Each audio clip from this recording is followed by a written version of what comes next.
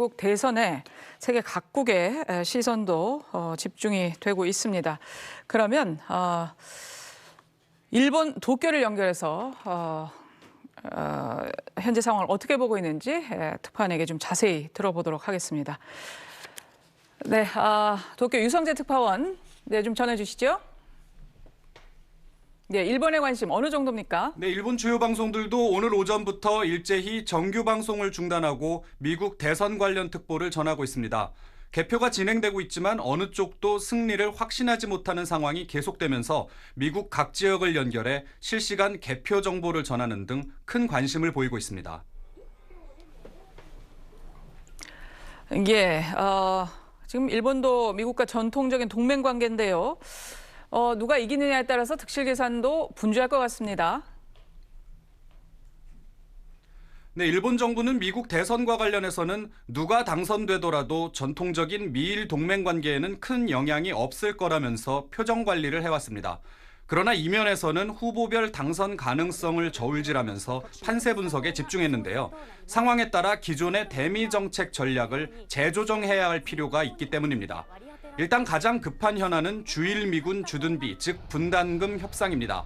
현행 분담금 협정이 내년 3월에 끝나고요. 내년부터 5년분 협상을 그 전에 끝내려고 하지만 아직 별 진전이 없습니다.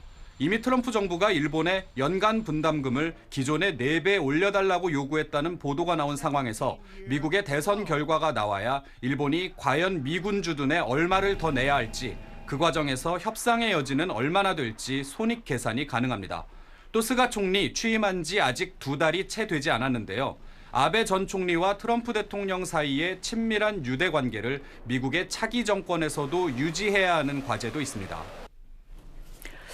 네, 그래서 지금 일본 입장에서는 스가 총리의 방미 시점도 상당히 중요할 것 같습니다. 움직임은 어떻습니까?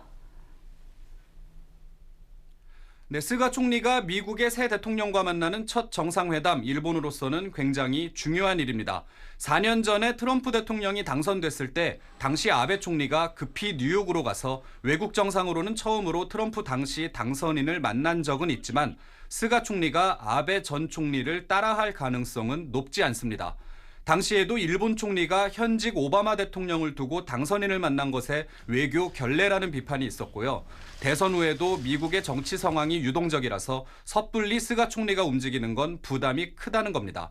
따라서 미국 정계가 좀 안정되기를 기다렸다가 내년 1월 새 대통령의 취임식 전후에 미국을 방문하는 시나리오가 스가 총리 입장에서는 가장 안전하다는 분석이 나옵니다. 지금까지 도쿄에서 전해드렸습니다.